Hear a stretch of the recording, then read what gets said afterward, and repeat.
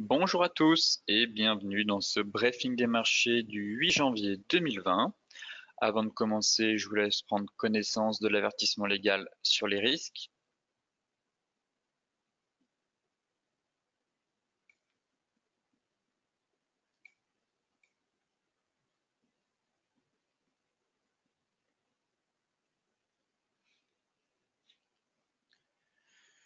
Très bien. Alors, hier, les bourses européennes, on va dire qu'elles continuent à se chercher avec les tensions géopolitiques. Les bourses ont terminé en ordre dispersé mardi, tiraillées entre la prudence et un regain d'appétit pour le risque en l'absence de représailles concrètes de l'Iran après la mort d'un général du régime de Téhéran tué par une frappe de l'armée américaine.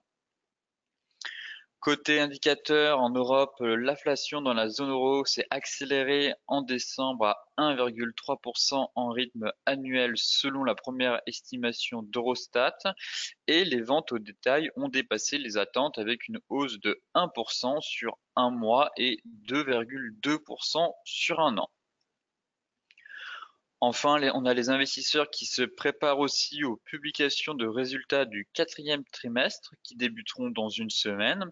Selon le consensus Refinitiv, le marché anticipe un repli de 0,6% sur un an des bénéfices du S&P 500 et une hausse de 2,5% seulement de ceux du Stock 600. Côté US, Wall Street en repli aussi, là, le conflit toujours USA-Iran continue de peser sur les indices américains. Wall Street a terminé en baisse en raison de la prudence des investisseurs face au bras de fer entre l'Iran et les États-Unis. Les investisseurs ont continué d'évaluer les effets de l'assassinat vendredi du général Soleimani. Après la mort du général Soleimani, le Parlement irakien a en effet adopté une résolution réclamant la fin de la présence de troupes américaines dans le pays, un vote qui a conduit les États-Unis à brandir la menace de sanctions contre Bagdad. Côté indicateur, l'activité des services a en effet rebondi plus que prévu en décembre, l'indice non manufacturier s'établissant à 55% alors que les analystes s'attendaient à une croissance moins soutenue à 54,3. Enfin, le déficit commercial des États-Unis s'est lui inscrit en nette baisse en novembre, tombant à son plus bas niveau depuis 2016 sous l'effet d'un nouveau recul des importations en provenance de Chine. Enfin, l'agitation des marchés est venue cette nuit. Les principales bourses européennes, là, actuellement, évoluent en baisse en début de séance. Ce matin, après des tirs de missiles iraniens durant la nuit sur des bases de l'armée américaine en Irak. C'est une première riposte de Téhéran à l'assassinat du général Soleimani sur ordre de Donald Trump et qui ravive l'aversion au risque sans pour autant provoquer de mouvements de panique. Comme vous pouvez le voir sur ce graphique du CAC 40, là actuellement en hebdomadaire, eh bien, les 6000 points, on tient toujours, l'indice tient toujours les 6000 points. On n'arrive pas à franchir les 6045 points. Si je me mets en journalier, c'est surtout sur les futurs où on a eu un mouvement assez important sur le CAC. Les indices se sont quand même assez repris ce matin à l'ouverture, mais durant la nuit, à partir entre minuit et 2 heures du matin, lorsque l'on a eu les attaques de l'Iran sur des bases américaines, effectivement, les indices ont fortement décroché. On est tombé sous les 5900 points. Là, sur le cash, sur l'indice cash qui ouvre à 9 heures et ferme à 17h30, on est toujours dans notre range de consolidation, hein, situé entre ces deux bornes, les 6045 points et les 5960 points.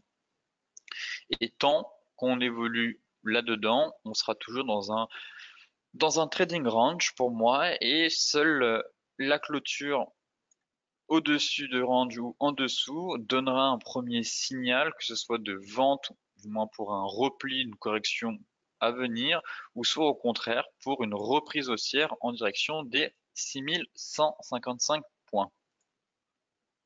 Concernant le DAX, Même chose, le DAX qui lui durant la nuit, on est quasiment venu chercher les 12 950 points. Derrière, le marché a remonté, comment dire, est revenu à la raison et n'a pas cédé à la panique pour ouvrir. Comme vous pouvez le voir ici, on a ouvert en gap baissier, mais maintenant voilà, on est déjà en positif.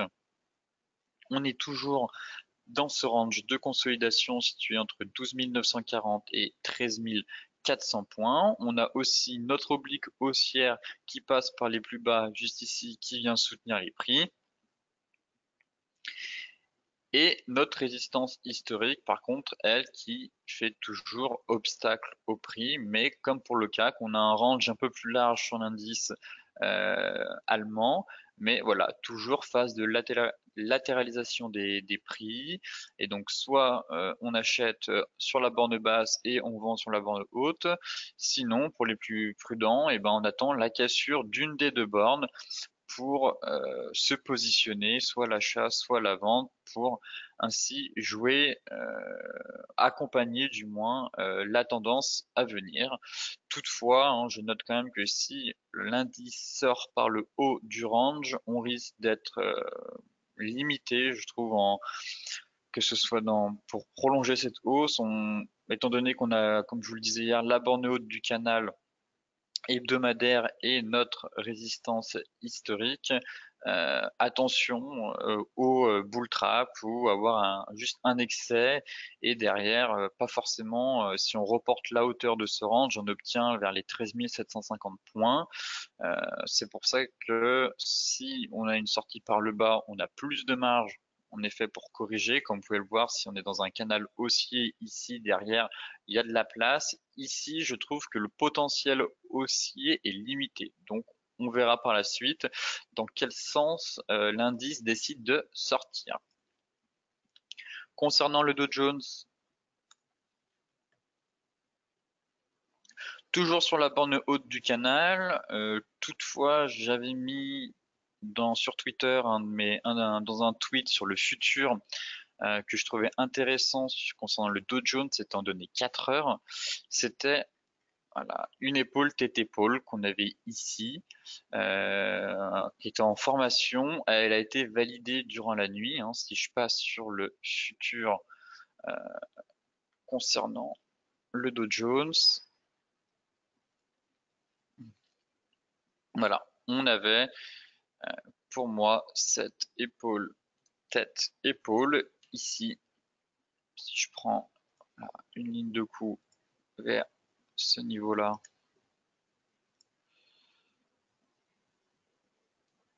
hop. Ici, on avait une épaule tête-épaule qui venait justement sur la borne haute de notre canal haussier. Donc cette figure de retournement, elle a été validée, du moins l'objectif, oui, enfin, c'est vraiment que sur mèche. Là, actuellement, on est en train de reprendre un peu de hauteur, mais en soi, durant la nuit, les indices, du moins, ont lourdement décroché et on a eu vraiment une correction plus profonde et comme par hasard, on est venu chercher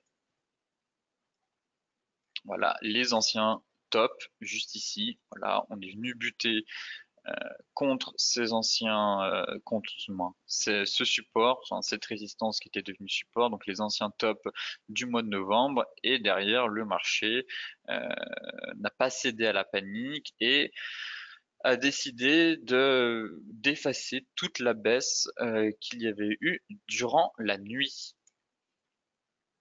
Côté Forex, on va s'intéresser à l'euro-dollar. L'euro-dollar, pareil, qui a chuté durant la nuit de mardi à mercredi. Actuellement, on est encore sous les 1,1185 et on est en train de réintégrer notre oblique baissière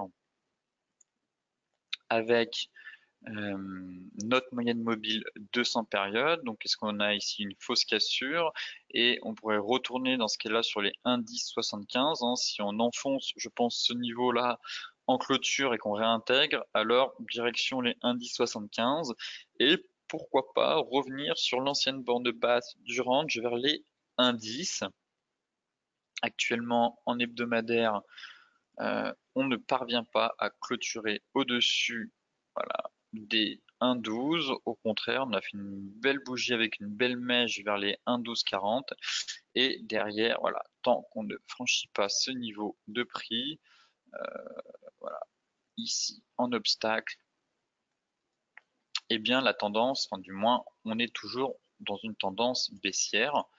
Euh, Voilà, il faudra une clôture hebdomadaire au-dessus des 1,12 pour inverser la tendance qui est en place depuis les 1,25.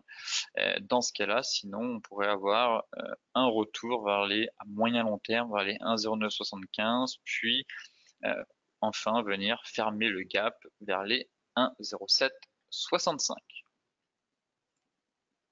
L'euro CHF maintenant qui, pour moi, est en train de donner un signal technique de reprise de tendance baissière.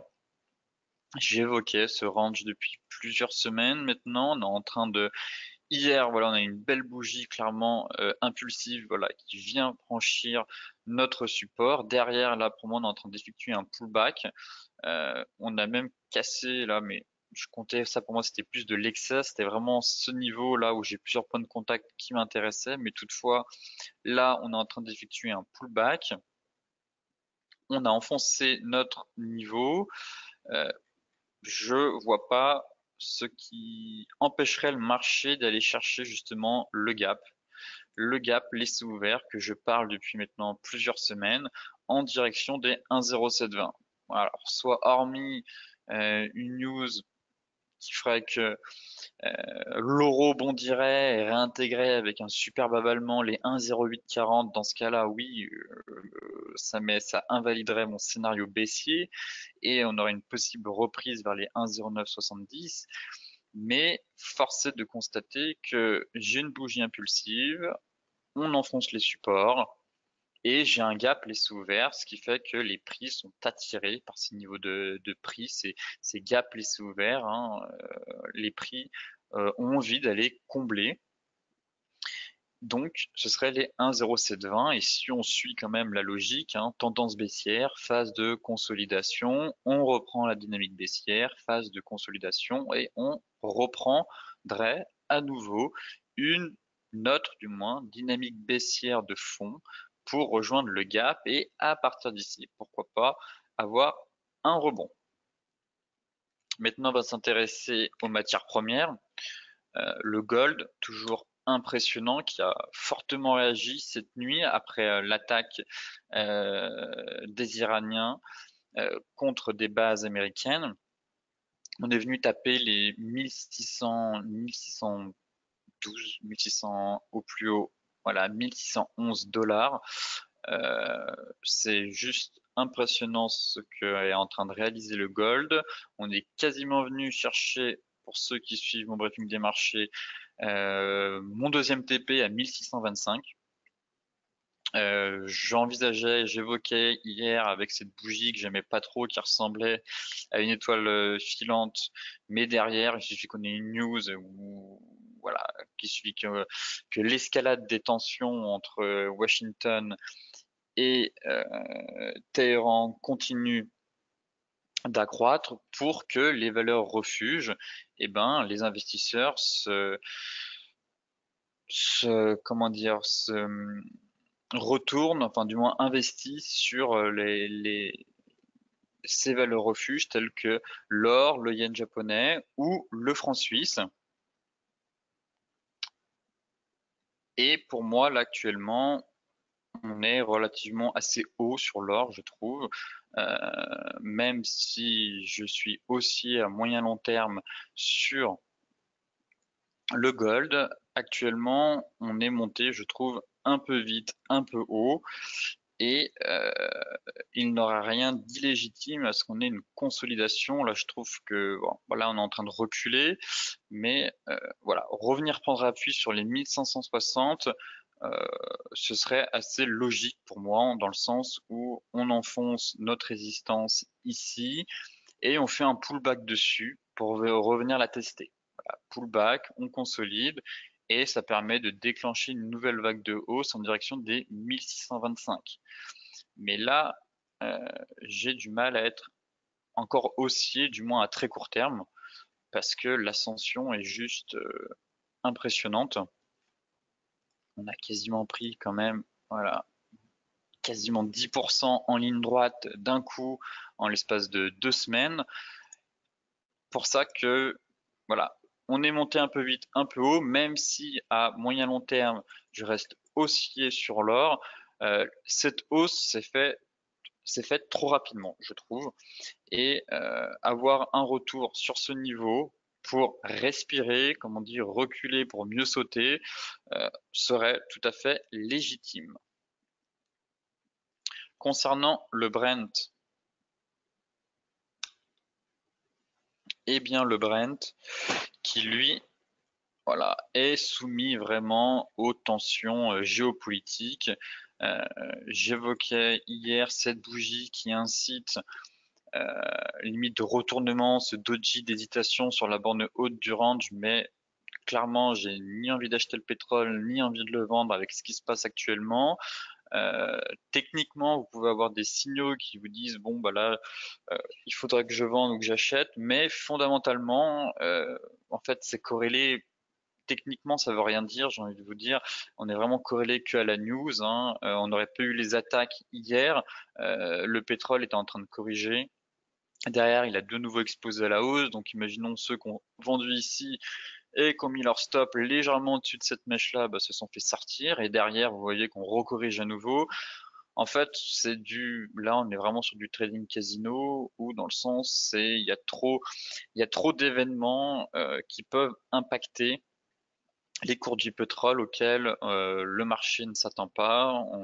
Personne n'était prévenu que l'Iran allait attaquer une nouvelle fois une base américaine, ce qui fait que les chandeliers ne veulent pas dire grand-chose, je trouve, actuellement sur le pétrole, et que au contraire, ça peut nous envoyer des signaux assez piégeux.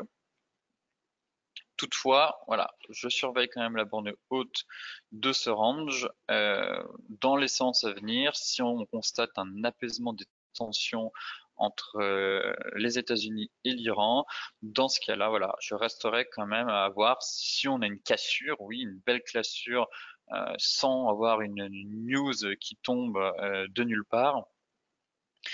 Oui, je reconsidérerais d'un œil neuf ce scénario pour pourquoi pas avoir une poursuite de la hausse en direction des 72-74 et dans le cas contraire, si on échoue et que le marché décide de faire une nouvelle rotation, dans ce cas-là, oui, avoir un retour sur les 67 puis les 63, puis les 60. Mais actuellement, je regarde le pétrole, mais je trouve l'interprétation, du moins technique, difficile sur cet actif. Maintenant, pour terminer notre briefing des marchés, on va s'intéresser au Bitcoin. Voilà, hier j'ai fait une analyse et je publiais sur Twitter le potentiel de reprise haussière à venir sur la crypto-monnaie. Effectivement, on avait notre divergence haussière qui était validée par cet avalement. Le marché envoyait donc un premier signal nous disant attention, peut-être fin de baisse. Via la divergence, l'avalement, donc là je les ai pas mis, on avait pas mal de volume sur cette bougie. Donc plus il y a de volume sur un chandelier de retournement, plus la probabilité de réussite d'inversement de la tendance est forte. Là, c'était le cas ici. En plus, ce chandelier intervient sur l'oblique baissière de moyen terme. Derrière, on valide un double creux, un double bottom.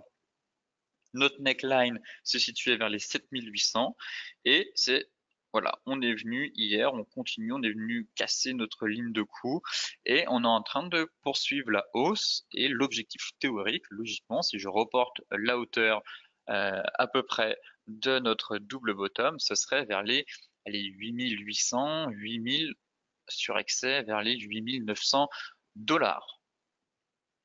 Donc pour le moment, à court terme, je reste haussier sur le Bitcoin. Néanmoins, c'est pas parce que on va retourner vers les 9000 dollars ou les 8800 dollars que la tendance sera haussière. La tendance reste baissière pour le moment, comme vous pouvez le voir, depuis les plus hauts vers les 14 000. On enchaîne, voilà, la tendance est complètement, la dynamique de fond est baissière. Et pour moi, pour inverser justement cette tendance, mettre fin à la dynamique baissière, il faudra casser ce niveau de prix qui est juste là, c'est cet ancien top de marché pour mettre fin et relancer vraiment une dynamique, on va dire, haussière de moyen long terme. Et la grosse zone à surveiller, c'est les 9300, 9000, voilà, 9300, 9600 dollars. Et en plus, on a la moyenne mobile 200 là qui risque de faire obstacle au prix. Donc on a vraiment une grosse zone. Premier objectif, l'objectif théorique. Ici, une fois qu'il est atteint, je passerai neutre euh, sur la crypto-monnaie. Savoir si le marché, combien de temps le marché va travailler ce niveau et si le marché casse ce niveau avec une belle clôture, une belle bougie impulsive, dans ce cas-là, je repasserai haussier pour viser, pourquoi pas, les 10 740 puis les 11 445 dollars.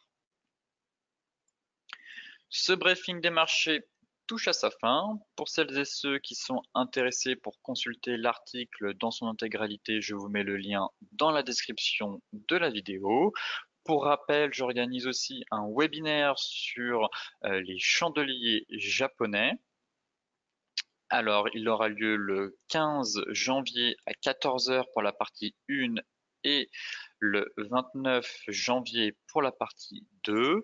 Je vous mets aussi le lien d'inscription dans la description de la vidéo si vous souhaitez me rejoindre pour approfondir vos connaissances sur les chandeliers japonais.